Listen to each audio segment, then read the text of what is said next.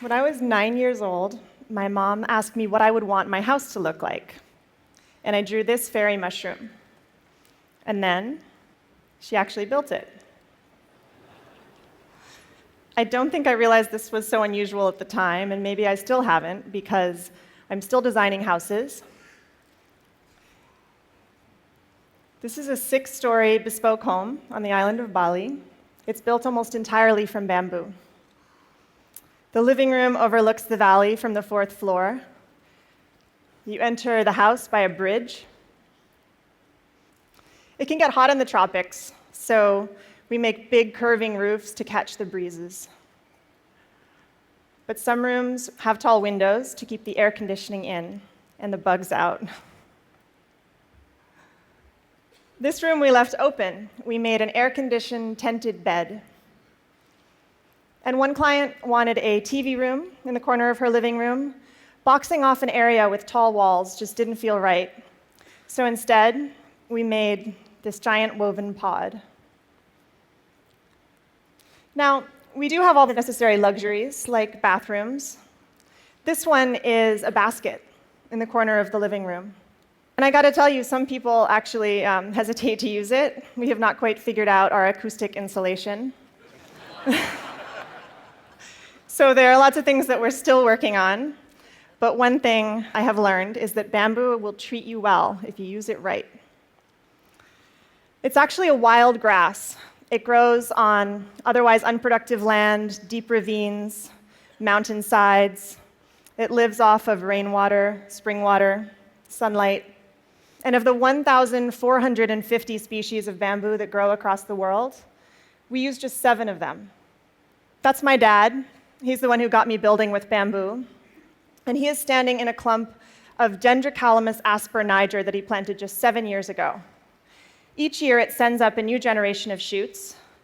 That shoot, we watched it grow a meter in 3 days just last week. So we're talking about sustainable timber in 3 years. Now, we harvest from hundreds of family-owned clumps. Patung, as we call it, it's really long, up to 18 meters of usable length. Try getting that truck down the mountain. And it's strong. It has the tensile strength of steel, the compressive strength of concrete.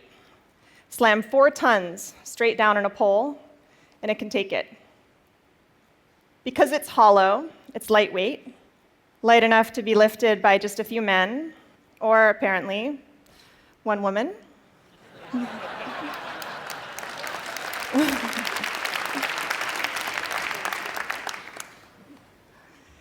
And when my father built Green School in Bali, he chose bamboo for all of the buildings on campus because he saw it as a promise.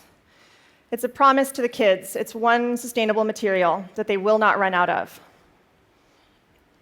And when I first saw these structures under construction about 6 years ago, I just thought, this makes perfect sense.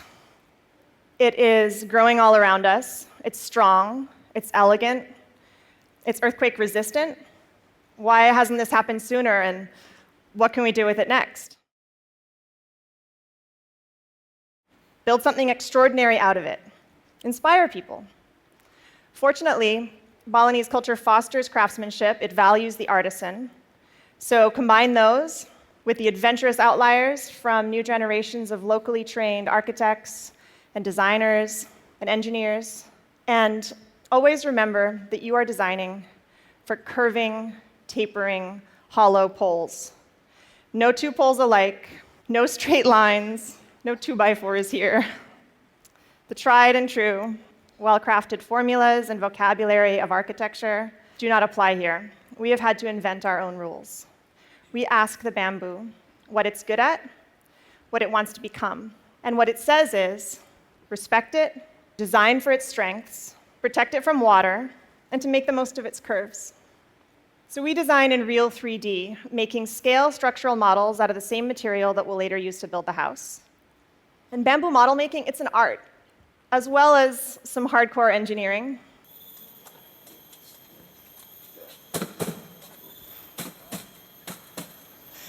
So that's the blueprint of the house.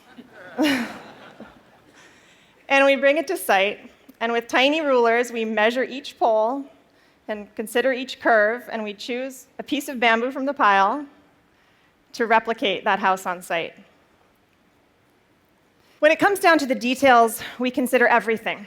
Why are doors so often rectangular? Why not round? How could you make a door better? Well, its hinges battle with gravity, and gravity will always win in the end. So why not have it pivot on the center where it can stay balanced? And while you're at it, why not doors shaped like teardrops? And can the floor that you walk on, can it affect the way that you walk? Can it change the footprint that you'll ultimately leave on the world? I remember being 9 years old and feeling wonder and possibility and a little bit of idealism. And we've got a really long way to go. There's a lot left to learn. But one thing I know is that with creativity and commitment, you can create beauty and comfort and safety and even luxury out of a material that will grow back. Thank you.